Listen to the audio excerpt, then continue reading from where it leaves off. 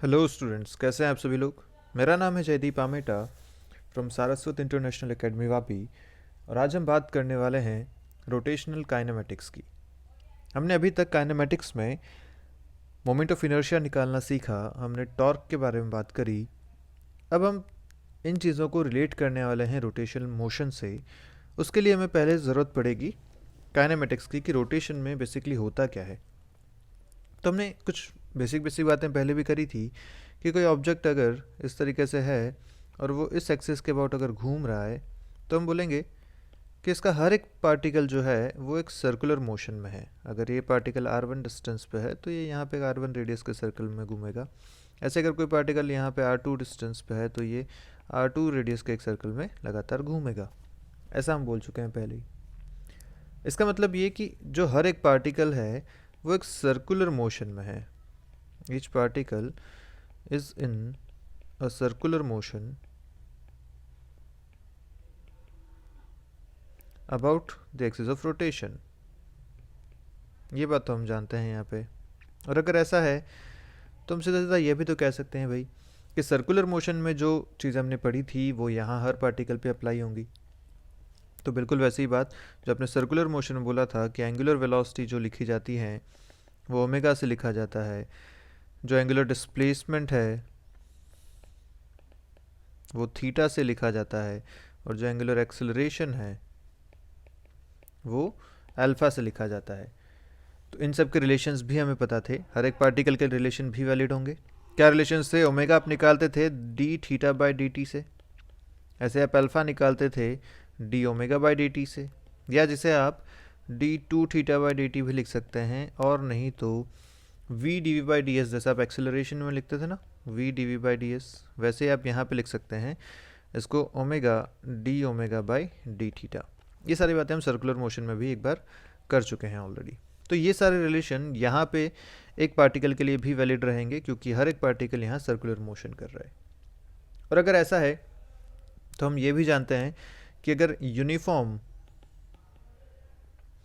Angular acceleration अगर इन particles का है, अगर ये ऑब्जेक्ट जो है वो यूनिफॉर्म एंगुलर एक्सेलरेशन मतलब अल्फ़ा अगर कांस्टेंट है, तो क्या हम यहाँ पे वो तीन इक्वेशंस भी लिख सकते हैं मोशन की, जो तीनों इक्वेशन है। बिल्कुल। कौन सी थी वो तीन इक्वेशन? अगर एक्सेलरेशन कांस्टेंट होता था तो लिखते थे v equal to U plus A T, S equal to U T plus half A T square, and v square equal to U square plus two S.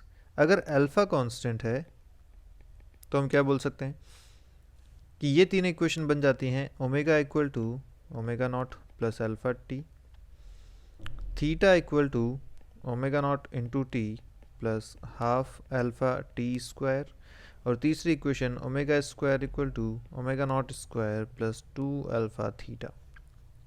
ये अपने पास इक्वेशन यहाँ बन जाएगी अगर अल्फ़ा कांस्टेंट है। क्लियर है बात? तो ये सारी बातें भी हम इसमें देख सकते हैं कि रोटेशनल में बेसिकली हर पार्टिकल सर्कुलर मोशन में है, इसलिए जो सर्कुलर मोशन की इक्वेशंस थी वो यहाँ पे भी वैलिड रहेंगी इस तरीके से। ठीक है, यहाँ तक सारी बातें ओके। तो आगे बढ़ते हैं, देखते हैं इस पर एक छोटा सा क्वेश्चन क्या कह रहा है। क्वेश्चन कह रहा है स्टार्टिंग फ्रॉम रेस्ट, मतलब ज़ीरो आपकी इनिशियल स्पीड दे रखी है। A fan takes 5 second to attain the maximum speed of 400 revolutions per minute, ये आपको दे रखा है। तो रेस्ट और ये रोटेशन की बात हो रही है, तो बेसिकली ओमेगा नॉट आपको ज़ीरो दे रखा है, रेस्ट पे ज़ीरो है। ठीक है, ओमेगा आपको दे रखा है 400 मीटर 400 आरपीएम, और ये कब है? आफ्टर 5 सेकंड्स, तो टी आपको दे दिया 5। ओके, पूछा गया assuming constant angular acceleration, alpha constant दे गया। Find the time taken by the fan in attaining half the maximum speed.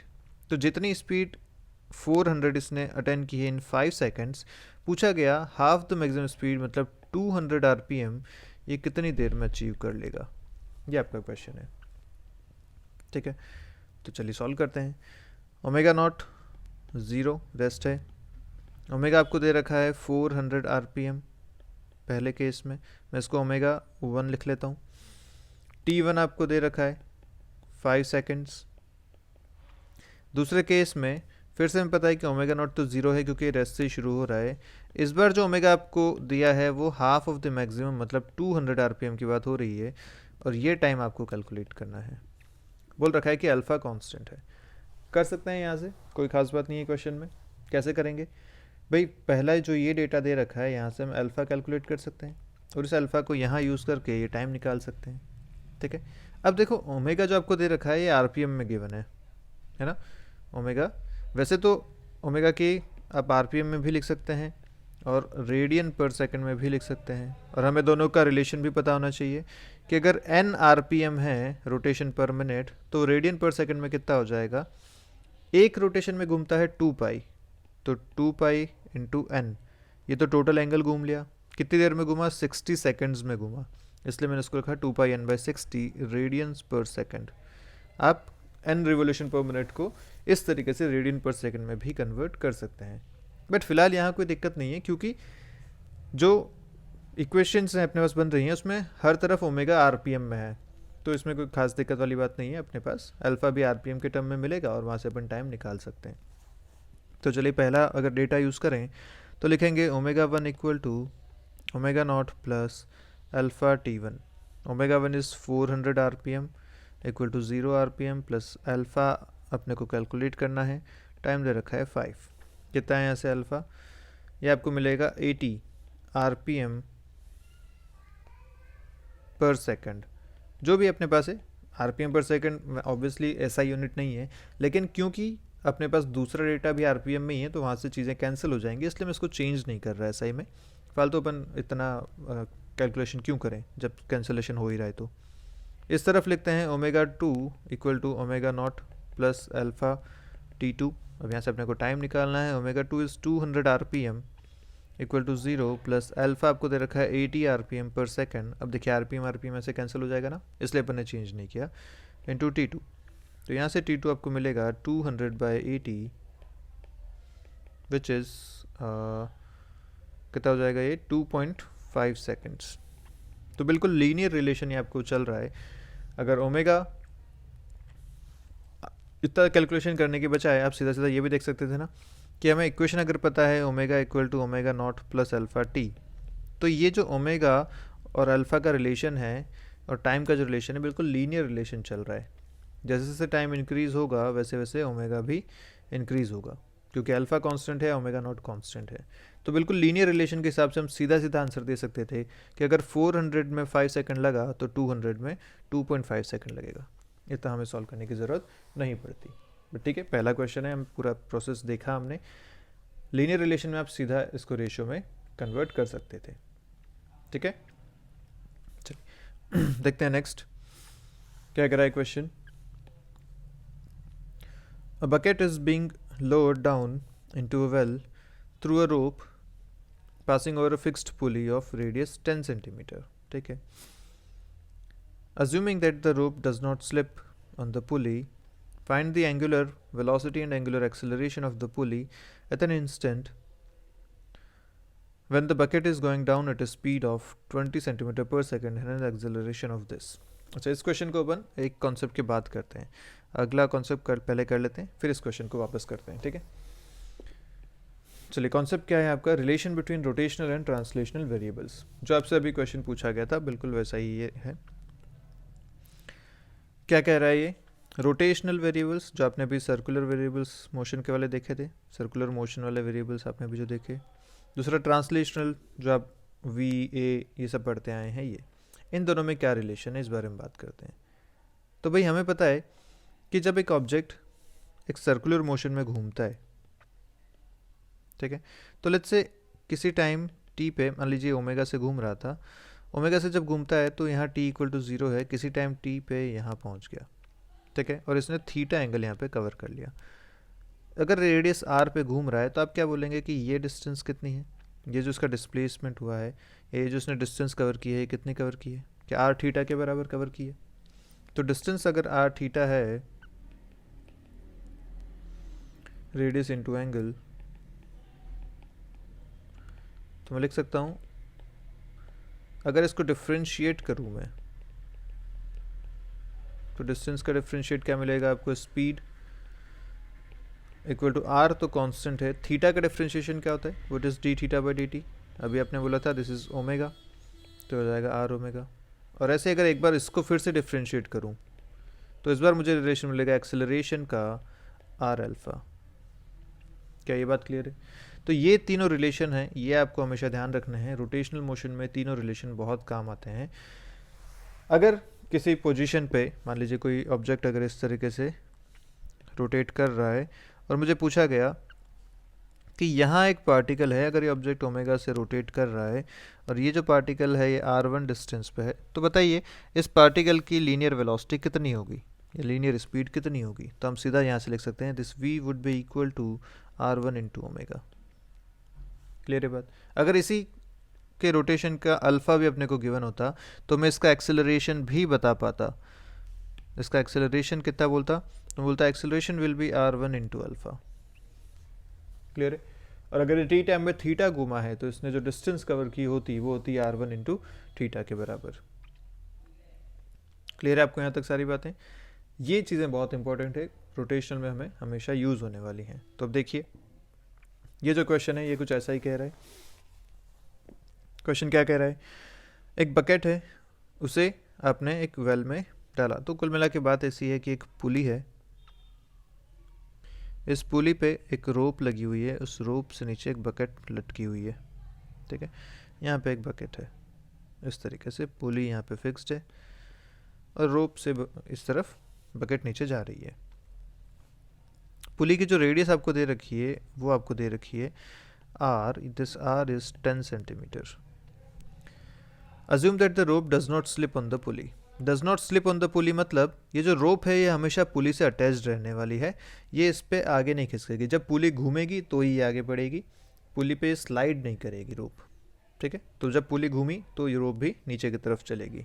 Okay, तो सोचो आपको बोला गया कि इज बीइंग लोअर्ड डाउन, नीचे की तरफ उतर रहा है ये बकेट, मतलब पुली जो घूम रही होगी क्या वो ऐसे घूम रही होगी? ऑब्वियसली ऐसे घूमेगी तभी ये रस्सी नीचे की तरफ चलेगी। क्लियर है बात? ओके, आगे बोला फाइंड द एंगुलर वेलोसिटी, आपको इस पुली की ओमेगा पूछा गया है और एंगुलर एक्सेलरेशन अल्फा पूछा गया है। At an instant when the bucket is going down at a speed of, bucket की स्पीड आपको दे रखी है, इसकी velocity is given as 20 centimetre per second और इसका जो एक्सेलरेशन है वो आपको दे रखा है 4 मीटर पर सेकेंड स्क्वायर। इस टाइम पे आपको इसकी ओमेगा और इसका अल्फा पूछा गया है कितना कितना होगा। ठीक है, कैसे क्वेश्चन को सॉल्व करें? तो अभी हमने जो बात करी थी, सोचो कि अगर ये पुली है, अगर ये पुली अपने एक्सिस पे घूम रही है, पुली इस एक्सिस के अबाउट घूम रही है। ठीक है, तो यहाँ जो पॉइंट है इसका, इस पॉइंट की एक वेलोसिटी होगी इस डायरेक्शन में और इस पॉइंट का एक एक्सेलरेशन होगा इस डायरेक्शन में, वो हमें दे रखा है। और मैंने इस पॉइंट का क्यों बोला, वो तो बकेट का था। ऑब्वियसली भाई जो बकेट की वेलोसिटी और एक्सेलरेशन है क्या वो इस रोप का भी वेलोसिटी और एक्सेलरेशन होगा, मतलब क्या वो इस पॉइंट का भी वेलोसिटी और एक्सेलरेशन होगा? यस। तो जो बकेट का ये आपको दे रखा है वो बेसिकली इस पॉइंट के लिए भी सेम है ये चीज़ें। तो अब आपको चीज़ें समझ में आ गई कि अच्छा भाई ये तो रोटेशन वाली बात है, ये घूम भी रहा है ओमेगा और अल्फा से, इसका वेलोसिटी और एक्सेलरेशन दे रखा है, इसकी रेडियस हमें पता है r, क्या हम सारी चीज़ें रिलेट कर सकते हैं यहाँ पे? यस। क्या लिखा जाएगा, v equal to this r omega and this acceleration equal to r alpha. ये दो रिलेशन है, दो अननोन है, क्या आप कैलकुलेट कर सकते हैं यहाँ से? ठीक है, तो जल्दी से सॉल्व करते हैं। आपको पहले निकालना है ओमेगा, मैं लिखूंगा इसको v बाय आर के बराबर। v दे रखा है 20 सेंटीमीटर पर सेकेंड और r आपको दे रखा है दिस 10 सेंटीमीटर, तो ओमेगा आपको मिलेगा यहाँ से 2 रेडियन पर सेकेंड, दिस इज ओमेगा। ऐसे आपको जब एक्सेलरेशन निकालना है अल्फ़ा तो आप लिखेंगे a बाई आर। a आपको दे रखा है 4 मीटर पर सेकेंड, ये r दे रखा है 10 सेंटीमीटर्स। यहाँ पे देखिए यूनिट में कन्वर्जन करना पड़ेगा, अगर मैं सबको ऐसा यूनिट में लिखता हूँ तो मैं 10 सेंटीमीटर को लिखूँगा 0.10 मीटर्स। ठीक है, 10 बाई 100 0.10 मीटर्स। अब मैं इसको सॉल्व कर सकता हूँ, ये आपको जो आंसर फाइनली मिलेगा कितना मिलेगा, 40 रेडियन पर सेकेंड स्क्वायर। ठीक बात है, इस तरीके से आप क्वेश्चन को सॉल्व करेंगे। यूनिट का ध्यान रखिएगा, अगर आप यूनिट सही नहीं लेते तो भी आप आंसर अलग लिख देते, आप 0.4 लिख लेते। अपने आंसर को, जो कि गलत होता। ओके, चलिए आगे बढ़ते हैं। आप चाहते तो यहाँ पे इसको 4 मीटर पर सेकंड को सेंटीमीटर में कन्वर्ट कर देते, तब भी आंसर सेम ही आता है ना। 4 मीटर पर सेकंड को आप लिख लेते 400 सेंटीमीटर पर सेकंड, तो आप क्या लिखते हैं यहाँ पे 400 सेंटीमीटर पर सेकंड डिवाइड बाय 10 सेंटीमीटर, तब भी आंसर आपके पास आता 40 रेडियन पर सेकंड। तो कोई दिक्कत वाली बात नहीं है इसमें, किसी भी तरीके से इसको कन्वर्ट करके क्वेश्चन सॉल्व किए जा सकते हैं। ठीक है, आगे बढ़ते हैं। बात करते हैं Newton second law in rotational motion की। ओके, अब आपने न्यूटन सेकंड लॉ पढ़ा था ट्रांसलेशनल मोशन में। क्या बोला था आपने? Rate of change of linear momentum is equal to force applied on the system, external force, net external force, ये बात आपने बोली थी। ऐसे ही उसी का एक डेरिवेशन यहाँ पे रोटेशनल मोशन में आता है। तो ट्रांसलेशन में जो लिखा गया था F इक्वल टू ma, वो यहाँ पे रोटेशन में हो जाता है। अच्छा, रोटेशन में फोर्स की जगह कौन आता है? हमने बात करी थी पिछले वीडियो में, यहाँ फोर्स की जगह आता है टॉर्क, तो टॉर्क लिखा जाएगा। अच्छा, मास की जगह कौन आता है? मास वहाँ इनर्शिया का काम करता था, यहाँ इनर्शिया का काम कौन करता है? Moment of inertia I. और एक्सेलरेशन की जगह यहाँ कौन आता है? अल्फा। तो यहाँ जो सेकंड लॉ बनता है वो बनता है torque equal to I alpha. Clear है बात? ये इसका रिलेशन है, इससे अपन इसको आगे बढ़ेंगे। अब ये रिलेशन प्रूव किया जा सकता है, बहुत आसान सा प्रूफ है, कोई इसमें खास बात नहीं है। प्रूफ करने का तरीका क्या है कि हमें पता है कि कोई ऑब्जेक्ट जब घूमता है, मान लीजिए इस एक्सिस के बाद घूम रहा है, तो इसका हर एक पार्टिकल जो है, मान लीजिए कोई एक यहाँ छोटा पार्टिकल में लेता हूँ, अभी जब घूम रहा है तो इस पर एक सेंट्रीफ्यूगल फोर्स लगता है, या आप इसको सेंट्रीपिटल फोर्स कह सकते हैं। उसका जो टॉर्क बनेगा वो टॉर्क कैसा होगा, इस बारे में बात करते हैं। इस पर देखो कौन कौन से फोर्सेस हैं। मान लीजिए कि ओमेगा से और अल्फा से घूम रहा है, ठीक है, ओमेगा और अल्फा से ये घूम रहा है। अगर ऐसा है तो इस पर एक फोर्स लगता है अंदर की तरफ, जिसको आप कहते हैं सेंट्रीपिटल फोर्स। कितना लगता है वो? m ओमेगा स्क्वायर r के बराबर, दिस इज सेंट्रीपिटल फोर्स। अच्छा, एक इस पर टेंजेंशियल फोर्स लगता है, जो लगता है कितना? m इंटू ए के बराबर, या m अल्फा r के बराबर, है ना। टेंजेंशियल एक्सेलरेशन, अगर a टेंजेंशियल एक्सेलरेशन है जिसको आपने r अल्फा लिखा था, तो फोर्स कितना हो जाएगा? Tangential force m into A which is m r alpha, this is the tangential force on it. अब इस पे दो फोर्सेस लग रहे हैं। अगर मैं इस फोर्सेस का टॉर्क निकालना चाहूँ, ठीक है, torque of these two forces, तो टॉर्क ऑफ सेंट्रीपिटल फोर्स अगर मैं लिखूँ, टॉर्क ऑफ सेंट्रीपिटल फोर्स अगर लिखा जाए तो क्या लिखा जाएगा? सेंट्रीपिटल फोर्स ध्यान से देखो तो ये एक्सिस ऑफ रोटेशन है, और सेंट्रीपिटल फोर्स इस एक्सिस ऑफ रोटेशन को कट करके जा रहा है। जब कट करके जा रहा है तो इन दोनों के बीच की परपेंडिकुलर डिस्टेंस कुछ रही क्या? ये तो यहाँ से पास हो गया। परपेंडिकुलर डिस्टेंस इसकी कुछ नहीं है। जब परपेंडिकुलर डिस्टेंस जीरो है तो इसकी वजह से टॉर्क आएगा जीरो। हम बात पहले कर चुके हैं। जब एक्सिस ऑफ रोटेशन को कट करता हुआ कोई फोर्स जाता है, या उसके उसी लाइन पे हो या कट करते हुए जाए, तो उसका टॉर्क होता है ज़ीरो, क्योंकि परपेंडिकुलर डिस्टेंस यहाँ पे है ज़ीरो। बात बचती है torque of tangential force. Tangential force होगा ना, तभी तो उसकी स्पीड बढ़ेगी। अल्फा है मतलब उसकी स्पीड बढ़ रही है लगातार, तो किस वजह से बढ़ रही है? टेंजेंशियल फोर्स की वजह से। इसका टॉर्क अगर देखा जाए तो देखो क्या बनता है, एम आर अल्फा है तो फोर्स हो गया, और ये यहाँ से कितना परपेंडिकुलर डिस्टेंस पे है? ये इसका एक्सिस ऑफ रोटेशन है और ये डिस्टेंस आर है, तभी तो आपने ये omega square M R alpha लिखा है। तो इसका जो टॉर्क आप लिखेंगे वो मल्टीप्लाई करेंगे आर, और ये परपेंडिकुलर ही है ऑब्वियसली, कोई दिक्कत वाली बात नहीं है। ये ऐसा है, ये ऐसे एक्सेलरेशन है, तो ये दोनों परपेंडिकुलर हैं, आराम से ये डिस्टेंस लिखी जा सकती है। तो M R alpha into R, अगर ये टॉर्क को ध्यान से देखो तो बनता है M R square into alpha. अब ये तो एक पार्टिकल का टॉर्क हुआ। अगर net torque on the body देखो, net torque on the body, तो कितना आएगा? Summation of M R square, मतलब अलग अलग पार्टिकल के लिए इंटू अल्फा, ये लिखा जाएगा।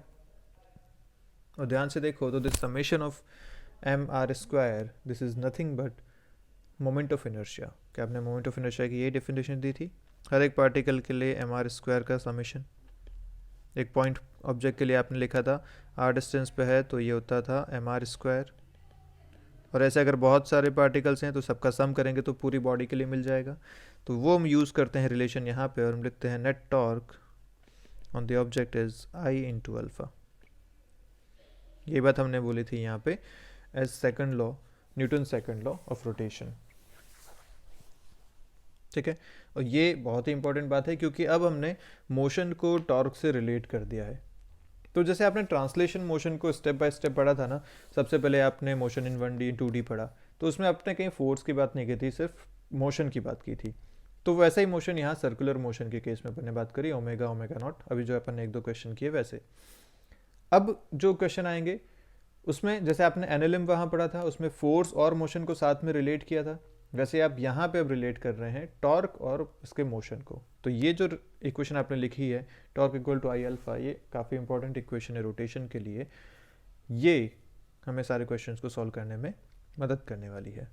ठीक है, तो अभी जो हमने 2-4 रिलेशन पढ़ लिए, एक तो v equal to R omega, A equal to R alpha, ये रिलेशंस, दूसरा torque equal to I alpha ये रिलेशन, और तीसरा जो आई के लिए आपने पूरी टेबल बना रखी है वो, और चौथा जो आपने टॉर्क निकालना सीखा वो, ये सब मिला के आपके रोटेशन को कंप्लीट कर लेते हैं। तो चलिए आगे बढ़ते हैं, इस पे बेस्ड कुछ क्वेश्चंस देखते हैं। पहला क्वेश्चन आपके सामने है, ये देखिए क्या कह रहा है। एक व्हील है रेडियस 10 सेंटीमीटर का, 10 सेंटीमीटर का ये wheel can rotate freely about its centre. Okay, यहाँ से फ्री रोटेट कर सकता है। A string is wrapped over its rim and is pulled by a force of 5 Newton. 5 Newton के फोर्स से स्ट्रिंग को खींचा गया। स्ट्रिंग इस पे लपेटी हुई है इस तरीके से, और एक सिरा यहाँ पे इसको नीचे खींचा। It is found that the torque produces an angular acceleration of 2 radian पर सेकेंड स्क्वायर। तो अल्फा आपको दे दिया 2। Calculate the moment of inertia of the wheel। ये आपका क्वेश्चन है। ठीक है, मोमेंट ऑफ इनर्शिया आपसे व्हील का पूछा गया। आई कितना होगा? अल्फ़ा गिवन है आपको 2 रेडियन पर सेकेंड स्क्वायर। यहाँ की जो रेडियस है यहाँ से यहाँ तक आर, ये आर भी आपको गिवन है 10 सेंटीमीटर, जिसको मैं लिख सकता हूँ 0.1 मीटर। ठीक है, कैसे करें? आई पूछा गया है, अल्फ़ा दे रखा है, फोर्स दे रखा है, रेडियस दे रखी है। क्या किया जाए इस क्वेश्चन में? सोचिए थोड़ा सा। अच्छा, ये घूम रहा है, ऐसा तो बोला ही गया है ना। It is found that the torque produce an acceleration of this और रोटेट फ्रीली। टॉर्क की वजह से ये घूम रहा है, तो जब घूम रहा है टॉर्क लग रहा है तो हम टॉर्क फाइंड कर सकते हैं। सबसे पहले टॉर्क कैसे निकाल सकते हैं? तो भैया एक्सिस ऑफ रोटेशन जो इसका है वो बिल्कुल सेंटर वाला है, इसके अबाउट ये घूम रहा है। ये आपको दे रखी है रेडियस आर और फोर्स लग रहा है यहाँ पे। क्या इस फोर्स का टॉर्क निकाला जा सकता है? यस, ये दोनों परपेंडिकुलर हैं। टॉर्क सीधा सीधा लिखा जाएगा आर क्रॉस एफ के हिसाब से, आर इंटू एफ। आर आपको दे रखा है 0.1 मीटर, फोर्स दे रखा है 5, ये मिलेगा 0.5 newton metre. This is the torque. एक बार टॉर्क आ गया, अब आप न्यूटन सेकंड लॉ लगा सकते हैं फॉर रोटेशन। क्या कहता है ये? Torque equal to I alpha. अगर ऐसा है तो टॉर्क इज 0.5, आई अपने को कैलकुलेट करना है, अल्फा आपको दे रखा है 2, यहाँ से आपको मिलेगा आई इज़ 1/4, या जिसको लिख सकते हैं 0.25। क्या यूनिट होती है आई की? एम आर स्क्वायर से K G metre square. This is the unit of I. तो ये आपका फाइनल आंसर आ जाएगा 0.25 के जी मीटर स्क्वायर। क्लियर है? आसान क्वेश्चन है, किए जा सकते हैं, और ऐसा ही क्वेश्चन बनता है नीट में और जेई मेन में भी। कभी कभी बहुत सिंपल से क्वेश्चन ऐसे ऐसे बन जाते हैं। बस सीधा आपको torque equal to I alpha लगाना है, टॉर्क निकालना है। या तो अल्फ़ा अगर आपको दे रखा है तो बढ़िया आई पूछ लेंगे, या अगर आपको कोई शेप दे रखी है, मान लीजिए रिंग दे दी या कंप्लीट डिस्क दे दी, ऐसा कुछ दे दिया, तो आपसे आई तो आप निकाल सकते हैं फॉर्मूला से, अल्फ़ा पूछ लेंगे। ऐसे रिलेशन इस पर पूछे जा सकते हैं। ठीक है, आगे बढ़ते हैं। देखिए अब क्वेश्चन करते हैं इन पे बेस कुछ। क्या कह रहा है क्वेश्चन? क्वेश्चन आपसे कह रहा है कि a wheel rotates with a constant acceleration of 2 radian per second square. Okay, constant acceleration और रेडियन पर सेकंड में है, तो रोटेट कर रहा है, तो ये अल्फ़ा है बेसिकली। अल्फ़ा आपको गिवन है 2 रेडियन पर second square. If the wheel starts from rest, again omega naught आपको 0 दे दिया। हाउ मेनी रिवोल्यूशंस, पूछा गया आपसे number of revolutions n, will it make in the first 10 seconds. Okay, तो t इक्वल टू आपको 10 दे रखा है, ये सब चीज़ें आपको गिवन है। आपसे पूछा how many revolutions, number of revolutions. Number of revolution कैसे निकालोगे आप? एन आपसे पूछा गया बेसिकली, नंबर ऑफ रिवॉल्यूशंस कैसे निकालें? हमारे पास इसका डायरेक्ट फॉर्मूला तो कोई है नहीं एन का, कैसे किया जाए? भाई हमने जितनी भी इक्वेशंस लिखी, नंबर ऑफ रिवॉल्यूशन का तो कोई रिलेट ही नहीं किया हमने, कैसे सॉल्व करेंगे फिर? वही हमने जो रिलेशंस लिखे हैं उसमें थीटा को ज़रूर रिलेट किया हुआ है, और हम जानते हैं कि अगर हम टोटल थीटा निकाल लें, अगर ये पता चल गया, तो उसमें अगर मैं 2 पाई को डिवाइड कर दूं तो मुझे नंबर ऑफ रिवोल्यूशंस मिल जाएंगे। क्यों? क्योंकि एक रिवोल्यूशन में वो 2 पाई घूमता है। अब वो टोटल कितना घूमा, अगर वो पता है, उसमें 2 पाई डिवाइड करके मैं नंबर ऑफ रिवोल्यूशन निकाल लूँगा। क्लियर है बात? ये बस ये करना है। तो थीटा आपको निकालना है। अल्फा दे रखा है, ओमेगा नॉट दे रखा है, टी दे रखा है, थीटा पूछा गया है। क्या इक्वेशन यूज़ करनी चाहिए? याद करो, S equal to U T plus half A T square, theta equal to omega naught into T plus half alpha T square. Clear है? ये आपके रिलेशन है। थीटा आपको पूछा है, ओमेगा नॉट 0 है, half alpha is 2, T is 10, ये मिलेगा 100। थीटा आपको मिल गया 100 रेडियंस। यहाँ से आप बता सकते हैं number of revolutions will be 100 by 2 pi which is 50 by pi revolutions. ये आपका आंसर आ जाएगा। क्लियर? कोई दिक्कत वाली बात नहीं। आगे बढ़ते हैं। देखिए क्वेश्चन क्या कह रहा है। ये क्वेश्चन बाद में करते हैं, पहले नेक्स्ट कर लेते हैं। इसी टाइप का एक क्वेश्चन और है, ये कर लीजिए पहले, उसके बाद उन क्वेश्चंस पे चलते हैं। क्या कह रहा है क्वेश्चन, देखिए। A wheel having moment of inertia 2 about its axis rotates at 50 rpm about its axis, find the torque that can stop the wheel in 1 minute। ये आपका क्वेश्चन है। तो एक व्हील है, ठीक है, उसका मोमेंट ऑफ इनर्शिया आपको गिवन है 2 kg मीटर स्क्वायर।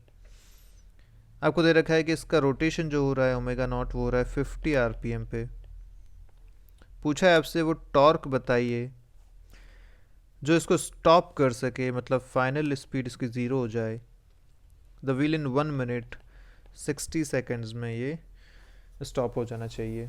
ये आपका क्वेश्चन है। टॉर्क आपसे पूछा गया है, आई दे रखा है, ओमेगा ओमेगा नॉट टी दे रखा है। टॉर्क कैसे निकालोगे? टॉर्क का फॉर्मूला होता है आई इंटू अल्फ़ा। आई गिवन है, अगर मुझे अल्फ़ा पता चल जाए तो मेरा क्वेश्चन सॉल्व हो जाएगा। अल्फ़ा कैसे निकालें? तो ओमेगा ओमेगा नॉट और टी को यूज़ करके अल्फ़ा निकाला जा सकता है, पर इस बार अल्फ़ा अपने को चाहिएगा एसआई यूनिट्स में, क्योंकि देखिए अपन आई से इसको मल्टीप्लाई करने वाले हैं। आई केजी मीटर स्क्वायर में है, तो हम अल्फ़ा को आरपीएम के टर्म में तो नहीं रख पाएंगे। तो इसका मतलब अपने को पहले ओमेगा को चेंज करना पड़ेगा। Omega naught will be 50 RPM, मतलब 50 into 2 pi divided by 60 radian पर सेकेंड। ये हो जाएगा आपका ओमेगा नॉट।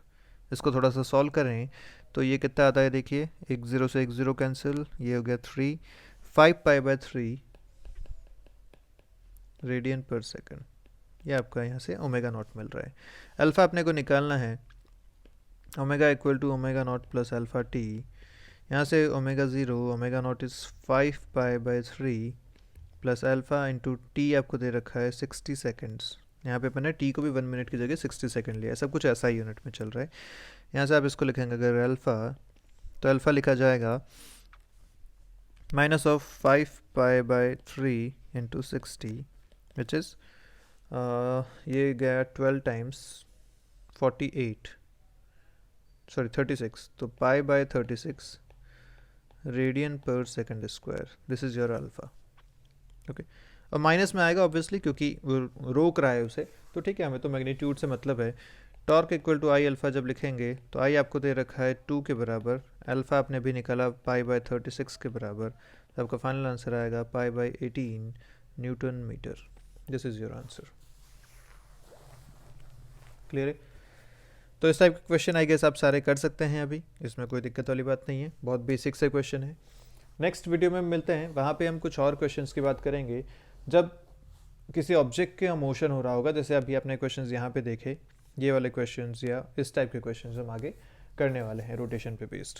ठीक है, तो चलिए मिलते हैं, तब तक बाय बाय, पढ़ते रहिए, कोई डाउट है तो पूछिएगा।